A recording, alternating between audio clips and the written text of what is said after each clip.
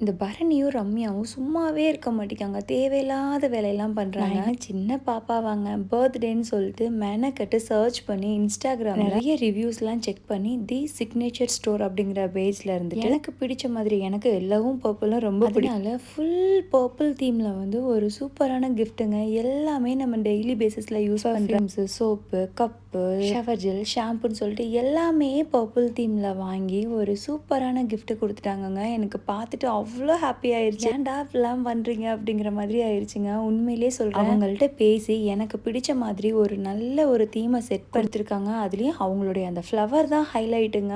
Artificial அந்த rose பூ வந்து சூப்பராக பண்ணியிருந்தாங்க. இந்த மாதிரி நிறைய கஸ்டமைஸ் கிஃப்ட் வந்து அவங்க பண்ணி கொடுத்துட்ருக்காங்க. அவங்களுடைய இன்ஸ்டா பேஜ் வந்து பார்த்தீங்கன்னா தி சிக்னேச்சர் ஸ்டோர். கண்டிப்பாக உங்களுக்கு பிடிச்சவங்களுக்கும் நீங்கள் இந்த மாதிரி சூப்பரான கிஃப்ட்டை கொடுத்து ஆச்சரியப்படுத்துங்க. இது மட்டும் இல்லைங்க, இன்னொரு மைக்ரோவன் வேறு என்னால் முடியலை.